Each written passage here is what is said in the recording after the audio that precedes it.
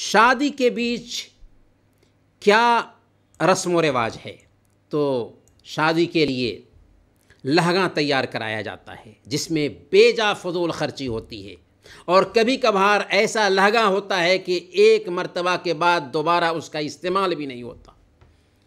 اتنے پیسے لگائے گئے اور پھر اس کا کچھ مصرف نہیں رہا، ظاہر سی بات ہے یہ فضول خرچی ہے۔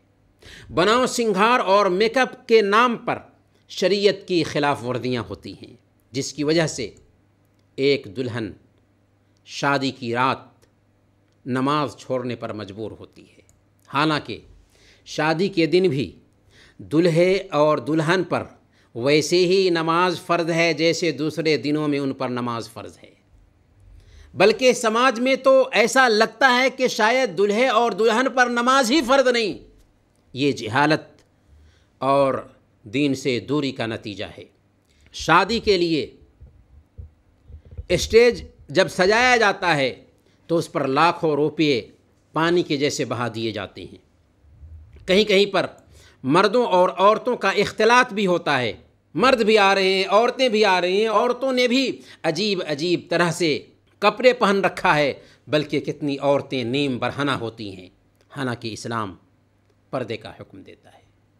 اسلام نے اپنے نبی کی بیویوں سے فرمایا، سورۃ الاحزاب آیت نمبر 53، وَإِذَا سَأَلْتُمُوهُنَّ مَتَاعًا فَاسْأَلُوهُنَّ مِنْ وَرَاءِ حِجَاب، کہ اے صحابہ اگر تم نبی کی بیویوں سے کچھ مانگنا چاہو تو پردے کے پیچھے سے مانگا کرو۔ نبی کی بیویاں صحابہ کی مائیں تھیں، ماں کا درجہ رکھتی تھیں، اس کے باوجود بھی اس بات کا مکلف کیا گیا کہ نبی کی بیویوں سے اگر تجھے کچھ مانگنا ہو تو پردے کے پیچھے سے مانگا کرو۔ اور صحیح البخاری کی روایت ہے، اللہ کے نبی صلی اللہ علیہ وسلم نے ارشاد فرمایا، ایاکم والدخول علی النساء، عورتوں کے پاس داخل ہونے سے بچو۔ ایک انصاری صحابی نے پوچھا تھا، اللہ کے نبی صلی اللہ علیہ وسلم دیور کا کیا حکم ہے؟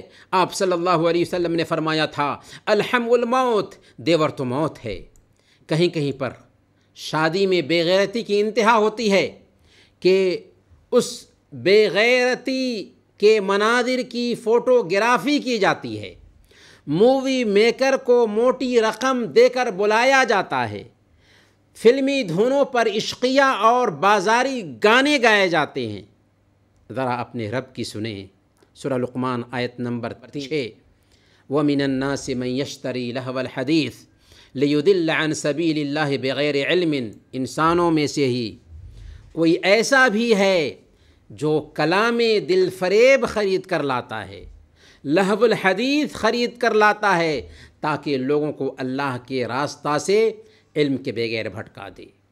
حضرت ابن عباس رضی اللہ تعالی عنہ نے قسم کھا کر کہا تھا کہ لہو الحدیث سے مراد گانا ہے۔ صحیح البخاری کی بھی روایت ہے، اللہ کے نبی صلی اللہ علیہ وسلم نے ارشاد فرمایا، لَيَكُونَنَّ مِنْ أُمَّتِي أَقْوَامٌ يَسْتَحِلُّونَ الْحِرَ وَالْحَرِيرَ وَالْخَمْرَ وَالْمَعَازِفَ، میری امت میں کچھ لوگ ایسے ہوں گے جو زنا، ریشم، شراب اور آلات لہو کو حلال کر لیں گے، گویا کہ یہ چیزیں حرام ہیں لیکن وہ حلال کر لیں گے، اس سے بھی گانے کی حرمت ثابت ہوتی ہے۔ کچھ لوگ شادی بیاہ میں گانے بجانے کے لیے حدیث سے دلیل پیش کرتے ہیں۔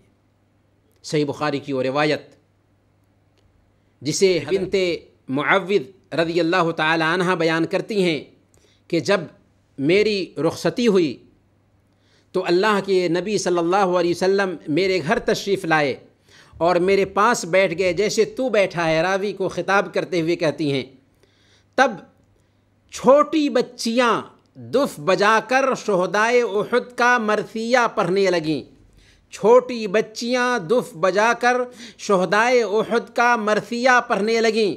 اچانک ان میں سے ایک بچی نے کہا، وَفِينَا نَبِيٌّ يَعْلَمُ مَا فِي غَدٍ، کہ ہم میں سے ایک نبی ایسے بھی ہیں، ہم میں سے ایک نبی ہیں جو کل کی بات جانتے ہیں۔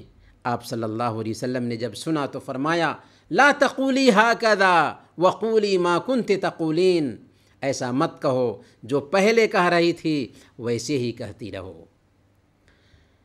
اس روایت سے استدلال کر کے جہالت کا ثبوت دینا اور یہ کہنا کہ اس میں دف کی اجازت ہے تو گانے بجانے کی اجازت ہونی چاہیے، حالانکہ اس حدیث میں اور اس جیسی دوسری احادیث میں صرف اتنا ثابت ہوتا ہے کہ شادی بیاہ کے موقع پر دف بجانے اور قومی گیت گانے کی اجازت ہے، لیکن یہ بات نوٹ کی جائے کہ ڈھول تاشے اور دف بجانے میں آسمان اور زمین کا فرق ہے۔ پھر یہ کام نابالغ بچیاں کر سکتی ہیں، بالغ بچیوں کو یا بالغ عورتوں کو اس کی اجازت ہوگی اور نہ ہی مردوں کو اس کی اجازت ہوگی، اور پھر یہ کام بھی محدود پیمانے پر ہونا چاہیے، محلے کی ساری بچیوں کو اکٹھا کر کے جمع کر کے نہیں ہونا چاہیے۔ پھر اس کام کی حیثیت بھی یہ ہے کہ یہ کوئی واجب اور فرض نہیں ہے، بلکہ زیادہ سے زیادہ یہ ہو سکتا ہے کہ یہ جائز ہے۔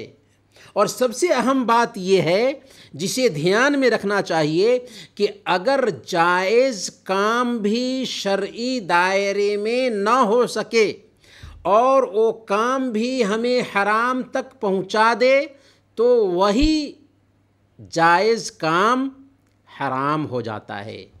اسی کو سد ذریعہ کہتے ہیں کہ اس دروازے کو ہی، جائز دروازے کو ہی بند کر دینا کہ جو جائز دروازہ ناجائز راستے کی طرف لے جائے۔ اور آج یہی صورتحال ناچ گانے کی ہمارے سماج میں دیکھنے کو ملتی ہے۔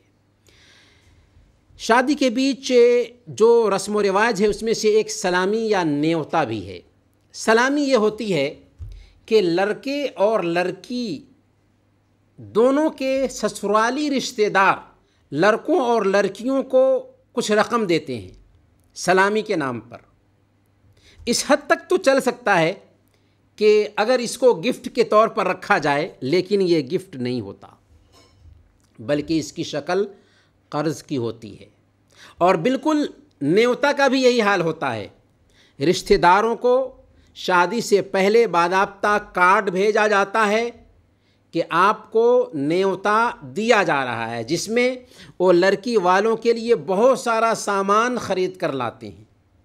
ہر جگہ پر الگ الگ طریقے سے ان چیزوں کو برتا جاتا ہے، اس کا نام بھی الگ الگ جگہوں پر الگ الگ طریقے سے رکھا جاتا ہوگا، لیکن یہ چیزیں ہمارے سماج میں برتی جا رہی ہیں، بر صغیر پاک و ہند میں۔ تو یہ اصل میں گفٹ نہیں ہے بلکہ قرض کی شکل ہے، اور اس کو ہم قرض بھی نہیں کہیں گے بلکہ یہ جوا اور سود کی شکل ہے، جسے فوراً اپنے سماج سے ختم کرنا چاہیے۔ اور بہت حد تک جہاں جہاں تعلیم عام ہو رہی ہے اس طرح کی چیزیں ختم ہو رہی ہیں، لیکن ابھی بھی یہ ناسور کی شکل اختیار کیے ہوا ہے۔ شادی کے بیچ ایک بارات کی رسم ہے جسے بہت دھوم دھام سے منایا جاتا ہے، اور ایک بڑی تعداد لڑکی والوں کے گھر اکٹھا ہوتی ہے۔ لڑکا اپنے رشتہ داروں کو، گاؤں کے لوگوں کو فوج کی شکل دے کر کسی دوسرے کے دروازے پر لے جاتا ہے۔ بے غیرتی کی حد ہو گئی کہ دوسرے کے دروازے پر لے جاتا ہے، اور اس میں بے جا فضول خرچی وہ خود کرتا ہے، کیونکہ اسے ہی گاڑی کے اخراجات مہیا کرنے ہوتے ہیں۔ لیکن اگر یہ اخراجات جہیز سے آئے ہوں تو حرام طریقے سے ہی آئے۔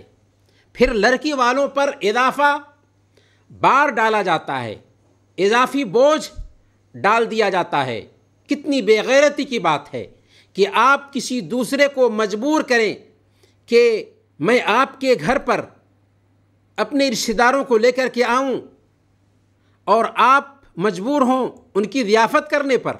حق تو یہ تھا کہ ضیافت تم خود کرتے اگر تیرے اندر غیرت ہوتی تو، لیکن دوسروں کے دروازے پر لشکر جمع کرنا بے غیرتی کی انتہا ہے۔ جی ہاں، بے غیرتی کی انتہا ہے، لیکن آج ہمارے سماج میں اسے برتا جا رہا ہے، اور یہ سب ہندو سماج کی دیکھا دیکھی ہم برت رہے ہیں۔ کبھی 200 بارات کا وعدہ کیا جاتا ہے اور 300 بارات لے کر آ جاتے ہیں۔ 100 آدمی کا وعدہ کیا جاتا ہے، 200 آدمی لے کر آ جاتے ہیں۔ اس میں وعدہ خلافی بھی ہے، اور لڑکی والوں کی کبھی کبھار بے عزتی ہوتی ہے۔ اگر ضیافت میں کمی رہ گئی تو آسمان سر پر اٹھا لیتے ہیں۔ ایسے کم ظرفوں کی پٹائی ہونی چاہیے۔ بارات کی یہ رسم حقیقت میں مسلم سماج کے لیے ناسور ہے، جسے سنجیدگی کے ساتھ اس مسئلے پر غور کر کے اسے ختم کرنے کی ضرورت ہے۔ اللہ ہمیں توفیق دے۔